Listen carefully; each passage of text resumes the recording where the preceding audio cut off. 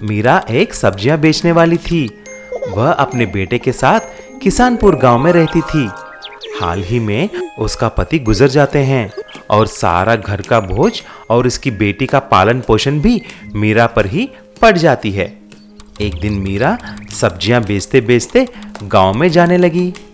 तभी उसने एक घायल खरगोश को देखती है। सब्जियां ले लो, सब्जियां, ताजी ताजी रंग बिरंगी सब्जियां, लाल टमाटर, हरा बैंगन, ताजी ताजी सब्जियां ले लो। अरे ये क्या है? बेचारी खरगोश, इसको तो चोट भी लगी हुई है। खरगोश मीरा को देखकर रोने लगी और ऐसी बोली, अरे आप मुझे मदद करेंगे? एक शिकारी ने जंगल में मुझे घायल कर दिया है, लेकिन मैं भागते भागते इधर तक आ गई। अरे ओ खरगोश, मेरा घर बहुत छोटा है और मैं तुम्हें ठीक से खाना भी नहीं खिला सकती।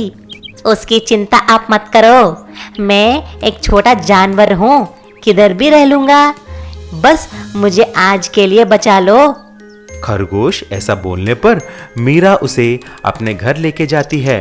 मीरा उसको दवा लगाती है और उसको खाने के लिए गाजर भी देती है। कुछ दिन के बाद खरगोश बिल्कुल ठीक हो जाती है।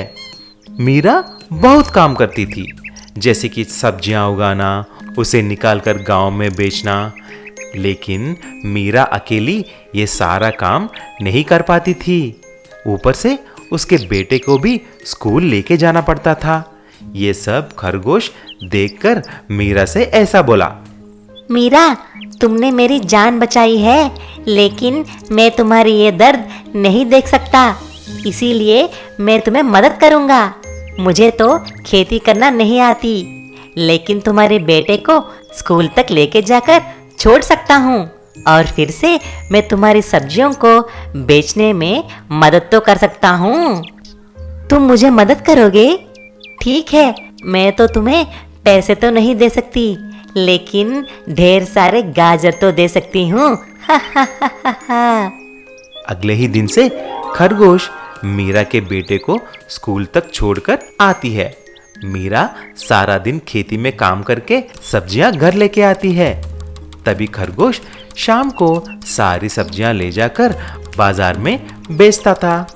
सब्जियां ले लो, सब्जियां, सब्जियां ले लो भाई, सब्जियां ले लो बहन जी, ताजा ताजा सब्जियां, लाल पीला हरा रंग बिरंगे सब्जियां, सब्जियां ले लो बहन जी।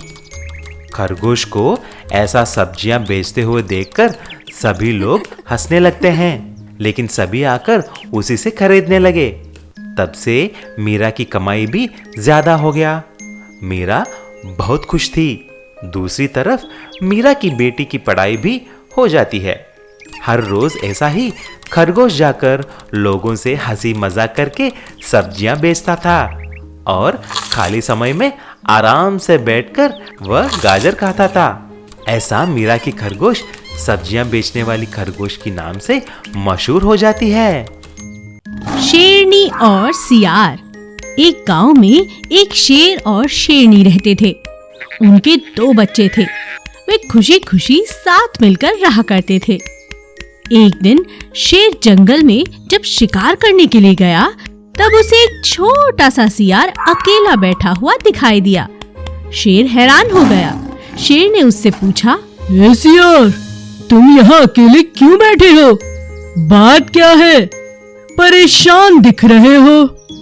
सियार ने जवाब दिया, मैं इस जंगल में गुम हो गया हूँ। कुछ समझ नहीं आ रहा, कहाँ जाऊं, क्या करूं? शेर को सियार पर दया आई और वह सियार को अपनी गुफा में ले आया और अपने 2 बच्चों के साथ पाला और पोसा, क्योंकि सियार भी उसके बच्चों की तरह अभी बहुत छोटा था। शेर के बच्चे और सियार साथ मिलकर खेला करते थे।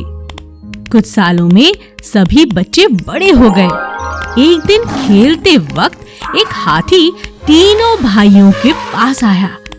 शेर के बच्चे हाथी पर चिल्लाने लगे और उस पर हमला करने की कोशिश करने लगे, लेकिन दूसरी ओर सियार हाथी से डरता रहा। डरता हुआ भागने की कोशिश करता रहा।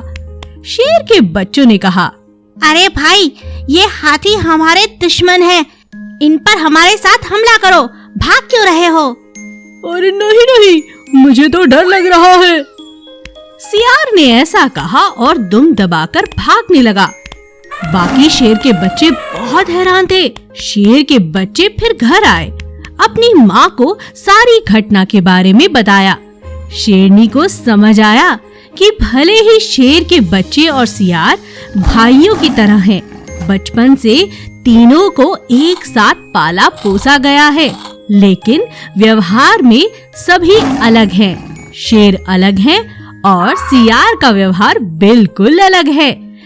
जहाँ शेर के बच्चे हाथी से डरे बिना उस पर हमला कर सकते हैं, वहीं दूसरी ओर बेचारा सियार अपने व्यवहार के कारण उससे डरकर भाग गया।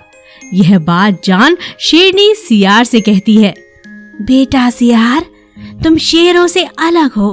अब तुम बड़े हो गए हो। अगर तुम अब सियारों के झुंड में जाकर अपने ही साथियों के साथ रहोगे तो तुम्हारे लिए बहुत अच्छा होगा। नहीं तो यहाँ अलग अलग व्यवहार का होने के कारण तुम किसी बड़ी मुसीबत में फंस सकते हो। सियार ने शेरनी की बात मान ली। वो उसे अपनी माँ की तरह समझता था और बाकी सियारों के साथ जाकर अब वो खुशी खुशी रहने लगा।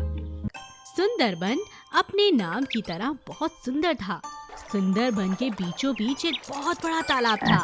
उस तालाब में मछलियाँ, मेंढक और कई तरह के पानी में रहने वाले जीव रहा करते थे।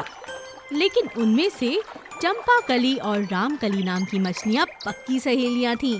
वो दोनों अपने दोस्त भोंदू मेंढक के साथ उस तालाब में खुशी खुशी रहा करती थी। चंपाकली और रामकली खुद को बहुत ही चालाक और समझदार समझती थी और बात बात पर भोंदू मेंढक का मजाक उड़ाया करती थी। आ गए भोंदू महाराज, कहाँ टर टर कर रहे थे? क्या अपनी बीवी को ढूंढ रहे थे? हाँ? अरे रहने दे चंपाकली, भोंदू महाराज की बीवी तो इनसे खुद दूर भागती है।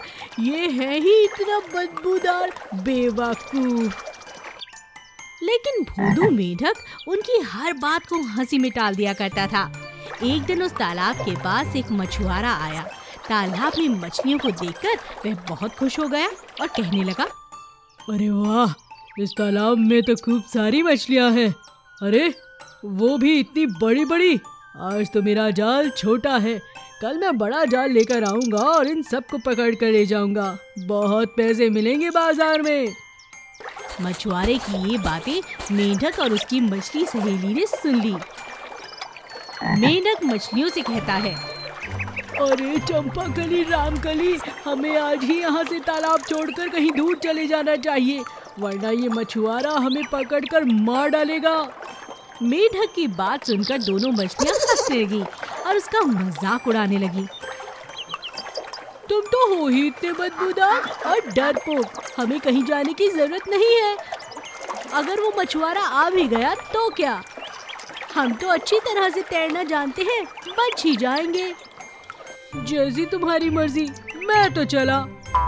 मेंढक उसी समय अपने परिवार के साथ उस तालाब से दूर चला गया। अगली सुबह मछुआरा जाल लेकर आया और उसने सभी मछलियों को अपने जाल में फंसा लिया और उन्हें पकड़कर ले जाने लगा। यह देखकर मेंढक और उसकी बीवी बहुत दुखी हुए। काश मेरी मछली दोस्तों ने मेरी बात मान ली होती। मुझे हमेशा इन्होंने बुद्धू ही समझा, कभी मेरी बात नहीं मानी। जाते हुए मछलियों को जब मेंढक रास्ते में नजर आया तो उन्हें भी अपनी गलती का बहुत एहसास हुआ। हमने बहुत गलत किया। अपने दोस्त को हमेशा मूर्ख कहते रहे, बुद्धू कहते रहे। उसने तो हमारी जान बचाने की बहुत कोशिश की। सोने का हाथी। करणपुर नाम के एक गांव के नजदीक ही एक बड़ा सा जंगल रहता था। उस जंगल में एक गुफा थी। उसी गुफा में गणेश करके एक हाथी रहा करती थी। वह एक बड़ा भक्त था। गणेश हर रोज भगवान को प्रार्थना करता था। वह एक दिन भगवान के लिए तपस्या करना शुरू कर दिया। थोड़े दिन के बाद भगवान प्रत्यक्ष हुआ। गणेश हाथी, मैं तुम्हारा तपस्या से बहुत खुश हूँ। बोलो तुम्हें क्या चाहिए? भगवान, मुझे सबसे अलग बना दो। मुझे एक सोने की हाथी में बदल डालो। हाथी ऐसा पूछते ही भगवान तथास्तु बोलता है और तुरंत गणेश एक सोने के हाथी में बदल जाता है। ये बात करणपुर के सारे गांव में फैल जाता है और सारे गांव के लोग उसे देखने जंगल में चले जाते हैं। उसी गांव का रहने वाला सूरज अपने पत्नी शिल्पा और बेटा राजू के साथ रहता था। सूरज बहुत ही गरीब था। एक दिन उसने, अरे ओ शिल्पा, सुनती हो? पास ही जंगल में एक सोने का हाथी है, चलो चलकर देखते हैं। मैं नहीं आऊंगी। तुमको कुछ और काम नहीं है? पैसा कमाना तो नहीं आता, लेकिन हाथी को देखने चलेगा। तुम्हें जाना है तो जाओ, मैं नहीं आऊंगी। शिल्पा ऐसा बोलने पर सूरज और राजू हाथी को देखने चले जाते हैं। वहां जाकर सूरज हाथी से बोला, हाथी जी, आप तो जादुई हाथी दिख रहे हैं। मैं एक गरीब किसान हूँ। मेरा फसल पूरा बारिश की वजह से खराब हो गया है और मेरे पास घर चलाने के लिए भी कुछ पैसे नहीं हैं। कृपा करके मुझे कुछ सहायता करो। ये बात सुनकर हाथी अपना सोने के दांत के टुकड़े को तोड़कर उसे देकर ऐसा बोला, सूरज, तुम एक नेक इंसान लग रहे हो। तुम इन सोने के दांतों को बेचकर अपना सारा मुश्किलें दूर करो। सूरज सोने के दांतों को लेकर उन्हें बाजार में बेचकर सारा कर्ज चुका लेता है। लेकिन उसके बाद सूरज बहुत ही आलसी बन जाता है। उसे जब भी पैसों की जरूरत होती तभी गणेश हाथी के पास जाकर उससे सोना लाकर बाजार में बेचकर अय्याशी करता था। उसके दोस्तों से मिलकर पीना तो रोज का काम हो गया। एक दिन वह बहुत पीता है और नशे में अपनी दोस्तों के साथ जंगल जाकर उस सोने के हाथी को मारना चाहा। तभी वह कुछ दोस्तों के साथ एक जाल लेकर जंगल चला जाता है। अरे सूरज, अब क्या हुआ? तुम फिर मेरे पास आ गए? क्या तकलीफ है अभी?